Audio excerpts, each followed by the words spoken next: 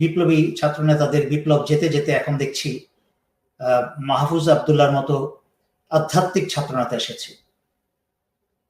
তারা এখন আনন্দিত হয়ে আছে, উচ্ছ্বসিত হয়ে আছে যে 57 জন আবুধাবি থেকে ছাড়া পেয়েছে, ডক্টর ইউনূসের কূটনৈতিক বিজয় ইত্যাদি ইত্যাদি আমি দেখছিলাম। কিন্তু একটু উল্টা দিকে দেখেন তো, হাসিনা রেখে যাওয়া এবং ভারতের রয়ের তৈরি করা যে যন্ত্রটা ডক্টর মোহাম্মদ ইউনূসের অধীনে কাজ করছে না, সহযোগিতা করছে না। আর নয়তো এই 57 জনকে ছাড়িয়ে আনার জন্য ডক্টর মোহাম্মদ ইউনূসের হস্তক্ষেপের প্রয়োজন হতো না। কিন্তু আমাদের পররাষ্ট্র মন্ত্রণালয় এবং ইউএইতে আমাদের যে এমবেসি আছে, সব হাসিনার রেখে যাওয়া লোক, এবং তারাই এই 57 জনকে বিপদে ফেলেছে এবং তাদেরকে উদ্ধারের জন্য কোনো চেষ্টা তারা করে নাই। সেখানে ডক্টর মোহাম্মদের ইউনূসের চিঠি দেখছি ঘুরে বেড়াচ্ছে ফেসবুক এবং সব জায়গায়। এই চিঠিও তো আসার কথা, দরকার ছিল না ওনার কৃতিত্ব বা ওনার কাজ বোঝানোর জন্য। উনি এখন ওভার ওয়ার্ক করছেন। উনি হাসিনার রেখে যাওয়া যন্ত্র কাজ করছে না, তাই ওনাকে অতিরিক্ত কাজ করতে হচ্ছে। কিন্তু এইভাবে এই সরকার কতদিন চলবে? শুধু তাই নয়, উনি 7 দিনের জন্য নিউ ইয়র্কে যাচ্ছেন, যা আমাকে গভীর ভাবনায় ফেলে দিয়েছে যে ওনার অবস্থানটা কিন্তু মোটামুটি টিকিয়ে রেখেছে বর্তমান পরিস্থিতি। উনি যদি 7 দিনের অবর্তমানে বাংলাদেশে কোন অঘটন ঘটে যায় তা বলা মুশকিল। কি জন্য তা আমি প্রতিটা ভিডিওতেই ব্যাখ্যা করে যাচ্ছি। বেশি দূরে যেতে হবে না। সবার প্রথমে আমরা দেখি তো চুপ্পু তো রয়েই গেছে, আবার এদিক দিয়ে সেনাবাহিনীতেও এবং অন্যান্য সিভিল প্রশাসনও সব জায়গায় হাসিনার লোক রয়ে গেছে। এই যে প্রতিদিন দুইটা একটা খবর বেরোচ্ছে, উমুক পুলিশ প্রধান, সুমুক আইজিপি, উমুক ধরা পড়েছে, এগুলা আস্তে আস্তে রয়ের প্ল্যান মোতাবেকই একটা একটা করে নাটক ঘটানো হচ্ছে জনগণকে খুশি রাখার জন্য, হাসি খুশি রাজি খুশি রাখার জন্য। যে আপনার অমুক ধরা খেয়েছে, সুমুক ধরা খেয়েছে, আজকে কালকে খেয়েছে, এটা নিয়েই আপনারা মেতে আছেন। কিন্তু পিছনে এখনো পর্যন্ত রয়ের পরিকল্পনা, রয়ের প্ল্যান বি মতো চলছে। তাহলে তাই যদি না হয়, প্রধান উপদেষ্টার মিলিটারি সেক্রেটারি কি করে হাসিনার মিলিটারি সেক্রেটারি হয়? যেই সামরিক সচিব মেজর জেনারেল ফেরদৌস হাসান স্বৈরাচারী হাসিনার সামরিক সচিব ছিল, যে হাসিনাকে খালা বলে ডাকত, সেই এখন প্রধান উপদেষ্টার সামরিক সচিব। বাতির নিচে অন্ধকার, আলো ছড়াবে কিভাবে? আর চারিদিকে যেই সব পোস্টিং হচ্ছে, পোস্টিং গুলোও কিন্তু প্রথমেই বুঝতে হবে ব্রিগেডিয়ার জেনারেল থেকে আরম্ভ করে তার উপরের যতগুলা র্যাঙ্ক আছে, মেজর জেনারেল, লেফটেন্যান্ট জেনারেল এবং সেনাপ্রধান, সবাই কিন্তু হাসিনা এবং রয়ের প্রমোশন এবং পদোন্নতি বা পোস্টিং।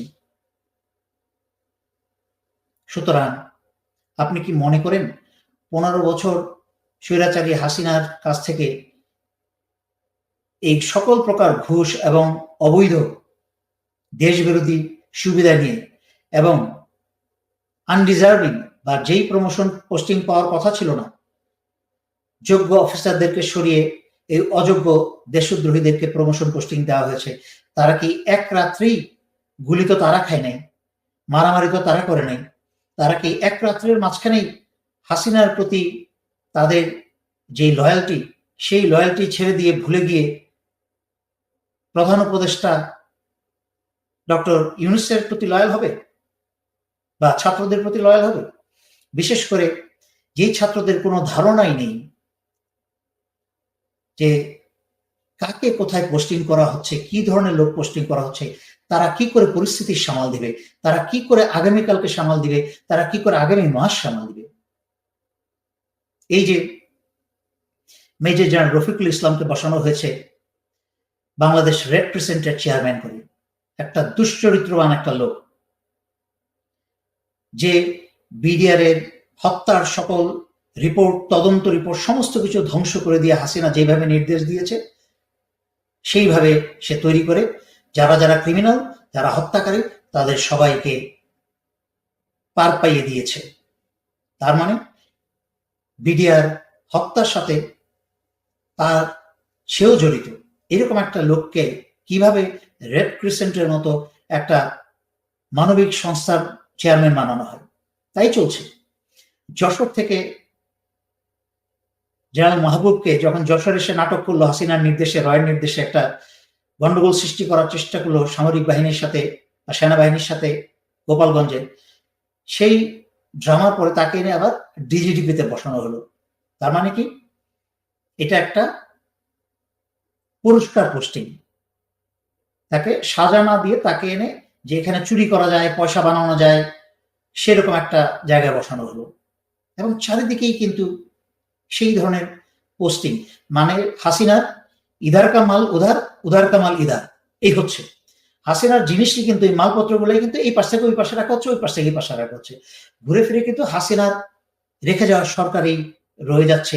আর সবার উপরে তো চুপ্পু আছেই, তার আবার সংবিধান মেনে চলছে। তার মানে পুরাটাই হাসিনা। এখন দুঃখজনক আমার কথাটা শুনতে খারাপ শোনা গেলেও এটা হচ্ছে বাস্তব। আমি যেহেতু বাস্তব কথা বলতে ছাড়ি না, যেরকম সত্যি কথা সেরকম করে বলার চেষ্টাই করি, যা যেমনই শোনা যায়। ডক্টর মোহাম্মদ ইউনূস, উনি যেই বিষয়ে চ্যাম্পিয়ন, সারা দুনিয়াতে উনি এক্সপার্ট, সেই জায়গায় উনি এক্সপার্ট। ওনাকে চ্যালেঞ্জ করার ক্ষমতা আমি তো দূরের কথা, অনেক চ্যাম্পিয়নের নাই।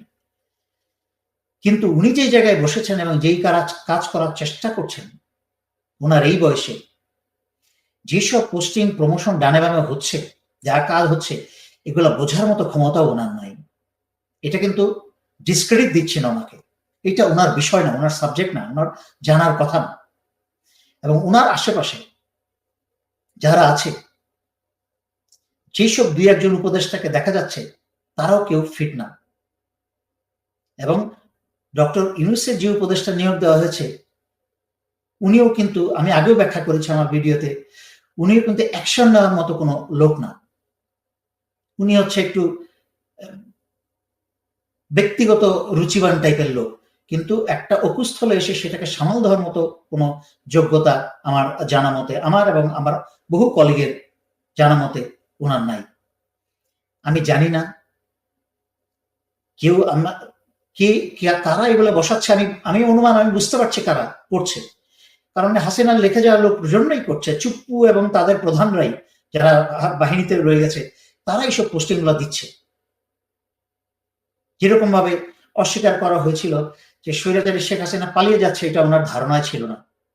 এটা একটা পাগলও হাসবে এটা শুনে যে ওনার ধারণা ছিল না। সেনাবাহিনীর হেলিকপ্টার, সেনাবাহিনীর সকল গিয়ে এবং সেনাবাহিনীর লোকজন পর্যন্ত হেলিকপ্টারে করে তাকে ভারতে দিয়ে এসে আবার ফেরত এসেছে, অথচ ওনার নলেজে নাই। এটা কি সম্ভব? দেশ একটা ভয়ঙ্কর ষড়যন্ত্রের মাঝখানে দিয়ে এখনো চলছে। তাই ছাত্র নেতাদের আমি তোমাদেরকে বলবো, তোমরা কিন্তু ১,৫০০ মতো জীবনের বিনিময়ে কিন্তু তোমরা আধ্যাত্মিক কোন সরকার গড়তে আসো নাই। তাই আধ্যাত্মিক যদি হতে হয়, কাব্যিক যদি হতে হয়, দয়া করে দেশটা শক্তভাবে দেশপ্রেমিকদের দিয়ে গঠন হওয়ার পরে তোমরা এগুলো করো, যখন তোমাদের অনেক সময় থাকে। এখন কিন্তু আধ্যাত্মিক কথা বলার বা কাজ করার সময় না। কারণ ১,৫০০ জীবন কিন্তু গেছে। সমন্বয়ক যারা ছিল তাদের কিন্তু যায় নাই, গেছে সাধারণ ছাত্রছাত্রী জনতা, যারা বুক পেতে দিয়েছে। তাই প্রতিটা কাজকর্ম এবং কথাবার্তায় তোমরা কিন্তু সেই সব জীবন দেওয়া ছাত্রছাত্রী জনতার কথা চিন্তা করবে। তোমরা কিন্তু চিন্তা করবে বুক খালি হওয়া সেই সকল মা বাবার কথা, যাদের চোখের পানি মুছে মুছে চোখে ঘা হয়ে যাচ্ছে। সেই সব ভাই বোনের কথা চিন্তা করবে, যার ভাই আর বোনটা চলে গেছে, চোখের সামনে তাজা প্রাণটা চলে গেছে। তাই এতগুলা রক্ত নিয়ে কারোর ফাজলামি করার সময় এখন নাই। তাই বলছি, তোমরা যদি যেটা না বোঝো, যোগ্য ব্যক্তিদের কাছ থেকে সেই উপদেশটা নাও, তাদেরকে ডেকে তাদেরকে বলো যে প্লিজ আমাদেরকে বলেন এই পোস্টিংটা হতে যাচ্ছে, এই পোস্টিংটা হতে যাচ্ছে, এখানে যেই লোকটা দেওয়া হচ্ছে এই লোকটাকে ঠিক আছে নাকি হাসিনার ভারতের রয়্যাল লোক? তোমরা তো কিছুই বুঝতে পারছো না। সব হাসিনার আর রয়্যাল লোক কিন্তু চারিদিকে তোমাদের। এই যে প্রফেসর মোহাম্মদ ইউনূস, ডক্টর মোহাম্মদ ইউনূস 7 দিনের জন্য লন্ডন, নিউ ইয়র্কে চলে যাচ্ছেন, আমি তো দুশ্চিন্তায় আছি। এই আদিলুর রহমান বা রেজাউনা চৌধুরীর মতো লোকজনরা সচিবালয়ে বসার সাহস কোত্থেকে পাবে? কারণ তাদের চারিদিকে হাসিনার খুনিরা। যেসব পুলিশ তাদের পিছনে পাহারা দিচ্ছে, যেসব বিজিবি, তারাও তো হাসিনার লোকই। একটা কথা স্পষ্ট বুঝতে হবে, 15 বছরে কমসে কম 5 স্তরের ঊর্ধ্বতন 5 স্তরের সকল অফিসার এবং সকল পদবীর লোক কিন্তু হাসিনার লোক কমসে কম। এখনো তো রমুক্ত হয়নি বাংলাদেশ। আর আরেকটা গুরুত্বপূর্ণ কথা বলে আমি শেষ করতে চাই আজকের জন্য। চারিদিকে ধরপাকড় হচ্ছে, সব ভালো কথা। খালি কট কট কট দেখছি, বাঙালিতে খুব মজা পায়, বাংলাদেশি কট শুনলে মজা পায়, আবার সে আগের মতো ট্রলে চলে গেছে কট নিয়ে। কিন্তু এই যে ভারত থেকে, ভারতের র এসে, ভারতের বাহিনী এসে বাংলাদেশে হত্যাকাণ্ড চালিয়ে গেল, 2009-এর সেনা হত্যা থেকে শুরু করে পরবর্তীতে গত 15 বছরে যত গুম খুন হয়েছে, এবং এই ছাত্র হত্যাতেও যেখানে হিন্দি শোনা গেছে, হিন্দিতে কথা বলা গেছে, আয়না ঘরের যত লোক সাক্ষী দিয়েছে তারাও বলেছে, এবং যারা গুম হয়েছিল তারাও বলেছে যে হিন্দিতে কথা বলছে ভারতীয় লোক। তাদের কুকীর্তি এবং তাদের অবস্থান, বাংলাদেশ থেকে এই সরকার এখনো কোনো আন্তর্জাতিক আদালতে এটার বিচার চাচ্ছে না, যতক্ষণ পর্যন্ত ভারতীয়দের সাথে তাদেরকে দোষী সাব্যস্ত না করা হবে, ভারতের সাথে কোনো প্রকার আলোচনা, কোনো প্রকার যোগাযোগ এবং সম্পর্ক স্থাপন করার চেষ্টাও হবে অন্যায়। আর যেখানে স্বয়ং ভারত বাংলাদেশের গণহত্যাকারী হাসিনাকে ভারতে বসিয়ে খাইয়ে পরিয়ে আশ্রয় দিয়ে তাকে নিয়ে বাংলাদেশ বিরোধী ষড়যন্ত্র করছে, তখন ভারত বাংলাদেশের উন্মুক্ত শত্রু। এটা না বুঝলে কোনো বিপ্লব কোনো কাজের হবে না, কোনো আধ্যাত্মিক কথা কোনো কাজে আসবে না। এই বলে শেষ করছি। ধন্যবাদ। আসসালামু আলাইকুম।